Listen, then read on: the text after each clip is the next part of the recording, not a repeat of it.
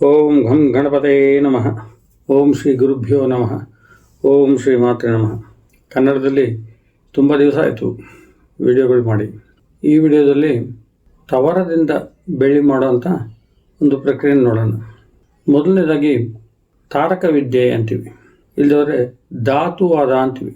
ಈ ಧಾತುವಾದದಲ್ಲಿ ಬರೀ ಲೋಹಗಳನ್ನೇ ಬಳಸ್ಕೊಂಡು ಬೆಳ್ಳಿ ಆಗಲಿ ಚಿನ್ನ ಆಗಲಿ ಮಾಡುವಂಥದ್ದು. ಈ ವಿದ್ಯೆಗೆ ಹೋಗೋಕ್ಕಿಂತ ಮುಂಚೆ ಕೆಲವೊಂದು ಪ್ರಶ್ನೆಗಳಿಗೆ ಉತ್ತರ ಕೊಡಬೇಕು.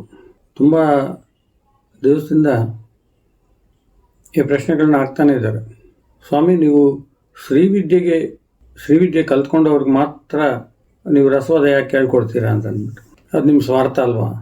ಪ್ರತಿಯೊಬ್ಬ ತಂದೆ ತಾಯಿಗೂ ಮಕ್ಕಳು ಬೇಕು, ಅದರಲ್ಲೂ ಮಗ ಬೇಕೇ ಬೇಕು. ಅದರ ಸ್ವಾರ್ಥನ, ಅವರು ವಾರಸತ್ವನ ಮುಂದಕ್ಕೆ ತಗೊಳೋದಕ್ಕೆ ಪ್ರತಿಯೊಬ್ಬ ತಂದೆ ತಾಯಿ ನೋಡ್ತಾನೆ ಇರ್ತಾರೆ. ಅದೇ ರೀತಿ ಶ್ರೀವಿದ್ಯಾ ಸಂಪ್ರದಾಯದಲ್ಲಿ ಯಾರಾದರೂ ಇದ್ದಾಗ ಅವ್ರಿಗೆ ಹೇಳ್ಕೊಡೋದು ಸ್ವಾರ್ಥ ಆದರೆ ಸ್ವಾರ್ಥನೇ ಸರಿ.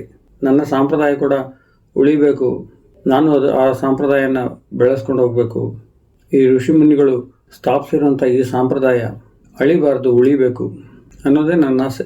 ಸುಲಭವಾದ ವಿದ್ಯೆ ಅಂತಾರೆ. ಯಾವುದೋ ಅಷ್ಟೊಂದು ಸುಲಭ ಅಲ್ಲ. ನಾನು ಹೇಳಬೇಕಾದ್ರೆ ಸುಲಭವಾಗೇ ಇರುತ್ತೆ, ಆದರೆ ಮಾಡಬೇಕಾದ್ರೆ ತುಂಬ ಕಷ್ಟ ಇರುತ್ತೆ. ಈಗ ನಾನು ಮೈಸೂರು ಕಡೆ, ಅಂದರೆ ಮೈಸೂರಲ್ಲಿ ನನ್ನ ಶಿಷ್ಯಂದಿರಿದ್ದಾರೆ. ಅಲ್ಲಿಗೆ ಹೋಗೋದು ಬರೋದು ನಡೀತಾನೆ ಇರುತ್ತೆ. ಇನ್ನೊಂದು ಎರಡು ತಿಂಗಳು 3 ತಿಂಗಳು ಯಾರಾದರೂ ಮೈಸೂರು ಕಡೆ ಶ್ರೀವಿದ್ಯೆ ಆಗಲಿ ಇಲ್ಲ ರಸವಾದ ಮಾಡೋಂಥವ್ರು, ಅಂದರೆ ರಸವಾದ ಕಲಿಬೇಕು ಅಂತ ಅಂದ್ಕೊಂಡಿರೋರು ಡಿಸ್ಕ್ರಿಪ್ಷನಲ್ಲಿ ನಂಬರ್ ಇರುತ್ತೆ, ಅದಕ್ಕೆ ಮೆಸೇಜ್ ಮಾಡಿ. ಆದರೆ ಭೇಟಿ ಮಾಡೋದಕ್ಕೆ ಪ್ರಯತ್ನ ಪಡ್ತೀನಿ. ಈ ಚಿಕ್ಕಮಗಳೂರು, ಮೈಸೂರು, ಅಂದರೆ ಈ ಸುತ್ತಮುತ್ತ ಇರೋವಂಥ ಜನ, ಯಾಕಂದರೆ ನಿಮಗೆ ಹತ್ರ ಆಗ್ಬೋದು.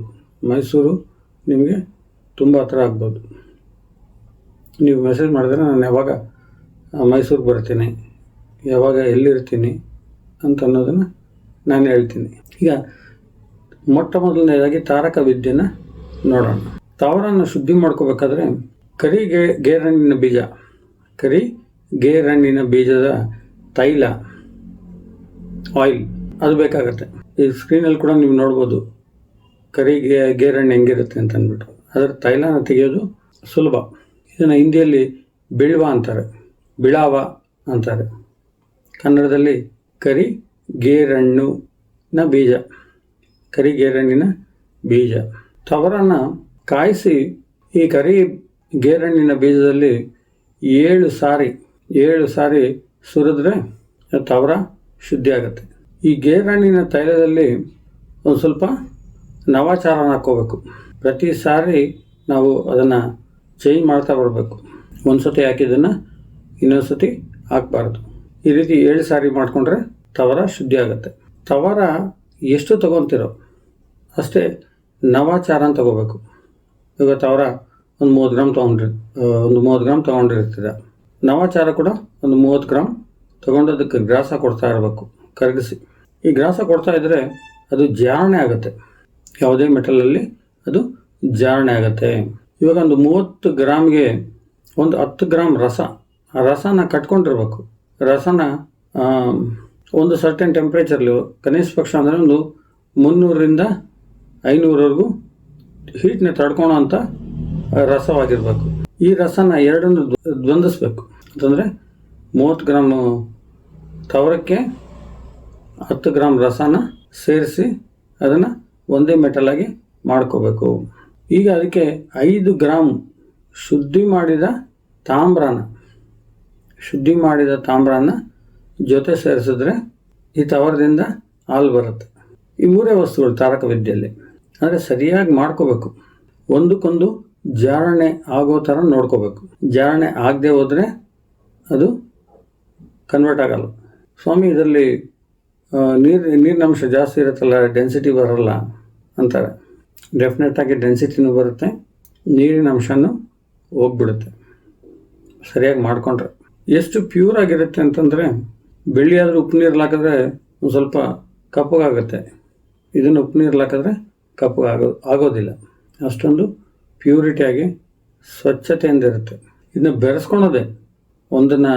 ಈಗ ತಾಮ್ರನ ಬೆರೆಸ್ಕೋಬೇಕಾದ್ರೆ ತಾಮ್ರ ಬಂದ್ಬಿಟ್ಟು 1050ರಿಂದ 1200ವರೆಗೂ ಡಿಗ್ರಿ ಸೆಲ್ಸಿಯಸ್ಸಲ್ಲಿ ಕುದೀತದೆ. ಇದನ್ನ ಹೇಗೆ ಅದರಲ್ಲಿ ಬೆರೆಸ್ಕೊಳೋದು? ಡೆಫಿನೆಟ್ಟಾಗಿ ಬೆರೀತದೆ. ತಾಮ್ರನ ಕೆಂಪಗೆ ಸುಟ್ಟು ಅದರಲ್ಲಿ ಈ ತವರನ್ನು ಹಾಕ್ಕೊಂಡು ಹಂಗೆ ಹೀಟ್ ಕೊಟ್ಟರೆ ಡೆಫಿನೆಟಾಗಿ ಬೆರೀತದೆ. ಒಂದಕ್ಕೊಂದು ಜಾರಣೆ ಆಗಬೇಕು. ಜಾರಣೆ ಆಗದೆ ಹೋದರೆ ಸಾಧ್ಯ ಇಲ್ಲ. ಇಲ್ಲಿ ಅನುಭವ ಕೆಲಸಕ್ಕೆ ಬರುತ್ತೆ.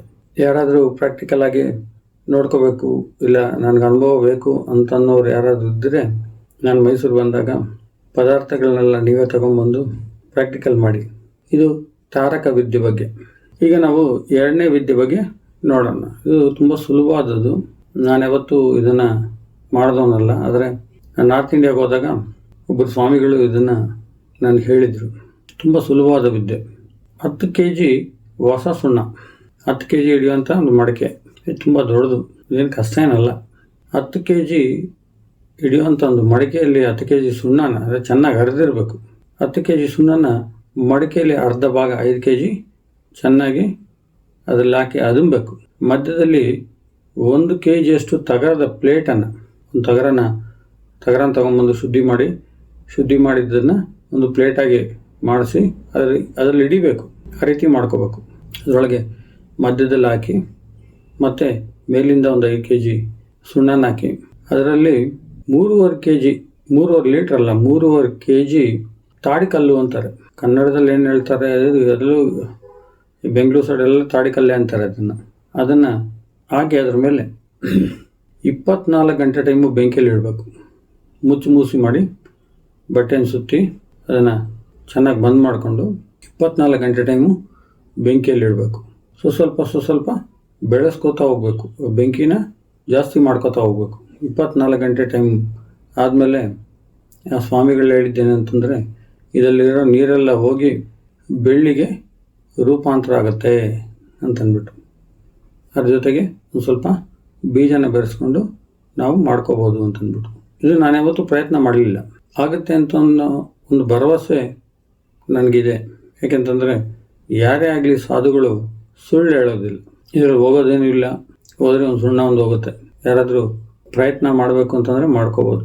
ಇನ್ನು 3ನೇದು, ಈ 3ನೇ ವಾದದಲ್ಲಿ ನಮಗೆ ಶಂಕುಪಾಷಾಣ ಬೇಕಾಗತ್ತೆ. ಶಂಕುಪಾಷಾಣ, ಪಿಂಡ ತಾಳಕ 2 ಬೇಕಾಗತ್ತೆ. ಶಂಕುಪಾಷಾಣನ ಕಟ್ಕೊಳೋದು ಹಿಂದಿನ ವಿಡಿಯೋದಲ್ಲಿ ಹೇಳಿದ್ದೇನೆ ನಾನು. ತಾಳಕನೂ ಅಷ್ಟೇ, ಶಂಕುಪಾಷಾಣನೂ ಅಷ್ಟೇ. ಇವೆರಡನ್ನು ಕಟ್ಕೊಂಡು ಎರಡನ್ನು ಸಮವಾಗಿ ಅಂದರೆ 30 ಗ್ರಾಮ್ 2 ಸಮಭಾಗ ಹರ್ಕೊಂಡು ಇದರಲ್ಲಿ ನವಾಚಾರದ ಜೈನೀರ ಎಷ್ಟು ಬೇಕೋ ಅಷ್ಟೇ, ಜಾಸ್ತಿ ಹಾಕ್ಕೋಬೇಡಿ, ಚಂಡಿಗಟ್ಟಾಗತ್ತೆ. ಹಾಕ್ಕೊಂಡು ಚೆನ್ನಾಗಿ ಅರೆದು ಒಣಗಾಕಿ ಮುಚ್ಚಿಲಿಟ್ಟು ಎರಡನ್ನು 30 ಗ್ರಾಮ್ ಹಾಕ್ಕೊಂಡಿದ್ರೆ ಸಗಣಿಯ ಬೆರಣಿಯಲ್ಲಿ ಉಪ್ಪಲ್ ಅಂತಾರೆ ಹಿಂದಿಯಲ್ಲಿ, ಸಗಣಿಯ ಬೆರಣಿಯನ್ನು 1.5 kg ಇಂದ 2 kg ತಗೊಂಡು ಪುಟ ಹಾಕ್ಕೋಬೇಕು. ಪುಟ ಇಟ್ಕೊಂಡು ಇದನ್ನು ಶುದ್ಧಿ ಮಾಡಿದ ತವರಕ್ಕೆ ಹಾಕ್ಕೊಂಡ್ರೆ ಅದರಲ್ಲಿರುವಂಥ ನೀರು ಕಟ್ಟಾಗಿ ಬೆಳ್ಳಿಗೆ ಬರುತ್ತೆ. ನಾನು ಮುಂಚೆ ಹೇಳ್ದಂಗೆ ಈ ತಗರನ್ನು ರಸದಲ್ಲಿ ಹಾಕೋಬೇಕು. ರಸನ ತಗರನ್ನು ಎರಡನ್ನೂ ಬೆರೆಸ್ಕೊಂಡಿರ್ಬೇಕು ಮುಂಚೆನೆ. ಆ ರೀತಿ ಬೆರೆಸ್ಕೊಂಡಾಗ ತುಂಬ 999 ಬೆಳ್ಳಿ ಆಗುತ್ತೆ. ದಯವಿಟ್ಟು ಯಾರು ಫೋನ್ ಮಾಡೋಕ್ಕೆ ಹೋಗಬೇಡಿ. ಈ ಡಿಸ್ಕ್ರಿಪ್ಷನಲ್ಲಿ ಕೊಟ್ಟಿರುವಂಥ ನಂಬರ್ಗೆ ಮೆಸೇಜ್ ಮಾಡಿ, ವಾಟ್ಸಪ್ ಮಾಡಿ. ನಾನೇ ಟೈಮ್ ಇದ್ದಾಗ ಅವ್ರಿಗೆ ಫೋನ್ ಮಾಡ್ತೀನಿ. ನಾನು ಆ ಕಡೆ ಮೈಸೂರು ಕಡೆ ಆ ಕಡೆ ಬಂದಾಗ ಡೆಫಿನೆಟಾಗಿ ಭೇಟಿ ಆಗಲಿಕ್ಕೆ ಪ್ರಯತ್ನ ಪಡ್ತೇನೆ. ಇಲ್ಲದ್ರೆ ನಾನು ಎಲ್ಲಿದ್ದೀನೋ ಅಲ್ಲೇ ಯಾರಾದರೂ ಮೆಸೇಜ್ ಮಾಡಿದರೆ ಅವ್ರನ್ನ ಕರೆಸ್ಕೊಳ್ಳಿಕ್ಕೆ ಪ್ರಯತ್ನ ಮಾಡ್ತೇನೆ. ಇದು ಒಂದು ಸುಲಭವಾದ ಒಂದು ಪ್ರಕ್ರಿಯೆ. ಇದು ತಾರಕ ವಿದ್ಯೆ ಆಗಲಿ, ಇಲ್ಲದೆ ಹೋದರೆ ತಾಳಕ ಶಂಕುಪಾಷಾಣ ವಿದ್ಯೆ ಆಗಲಿ, ಅನುಭವ ಇರುವಂಥವ್ರು ಇದನ್ನು ಸುಲಭವಾಗಿ ಮಾಡ್ಕೋಬೋದು. ಅನುಭವ ಇಲ್ದಿರೋರು ಒಂದು ಸ್ವಲ್ಪ ಕಷ್ಟ. ಯಾಕಂತಂದರೆ ಒಂದು ಪದಾರ್ಥನ ಇನ್ನೊಂದು ಪದಾರ್ಥದಲ್ಲಿ ಜೋಡಿಸ್ಬೇಕಾದ್ರೆ ಇಲ್ಲ ಪುಟ ಹಿಡಿಯೋದಾಗಲಿ, ಇಲ್ಲದ್ರೆ ಎಷ್ಟು ಹಾಕಬೇಕು, ಈಗ ನಾವು ಮಾಡಿರೋಂಥ ಯಾವುದೇ ಸಿಂಧೂರ ಆಗಲಿ ಭಸ್ಮ ಆಗಲಿ ಎಷ್ಟು ಕೊಡಬೇಕು ತವರಕ್ಕಾಗಲಿ, ಇಲ್ಲ ನಾವು ಏನೇ ಕೆಲಸ ಮಾಡಿದ್ರು ಯಾವುದೇ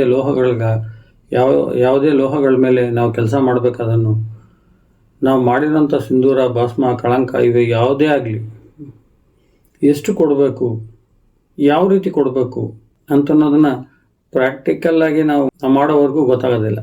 ಯಾವುದೇ ಆಗಲಿ ಪ್ರಾಕ್ಟಿಕಲ್ ಮಾಡಿದಾಗಲೇ ಗೊತ್ತಾಗೋದು. ಇಲ್ಲ ಒಂದು ಸತಿ 2 ಸತಿ ನೋಡಿಕೊಂಡ್ರೆ ಗೊತ್ತಾಗತ್ತೆ. ಒಂದು ಸತಿ ಮಾಡಿಬಿಟ್ಟು ಅಯ್ಯೋ ಇದು ಸೆಟ್ ಆಗಲಿಲ್ಲ, ಅವರು ಸುಮ್ಮನೆ ಆದರೂ ಹೇಳ್ತಿದ್ದಾರೆ ಅನ್ಕೋತಾರೆ. ಹೊಸಬರಿಗೆ ಸ್ವಲ್ಪ ಕಷ್ಟನೇ ಇದು. ಇದರಲ್ಲಿ ಅಡುಗೆ ಮಾಡೋದು ಕಲ್ತ್ಕೋಬೇಕು. ಎಷ್ಟು ಬಿಸಿ ಇರಬೇಕು, ಯಾವ ಪದಾರ್ಥನ ಯಾವ ರೀತಿ ಶುದ್ಧಿ ಮಾಡಿಕೊಂಡು ನಾವು ಉಪಯೋಗ ಮಾಡ್ಕೋಬೇಕು, ಪದಾರ್ಥಗಳ ಬಗ್ಗೆ ಅರಿವಿರಬೇಕು.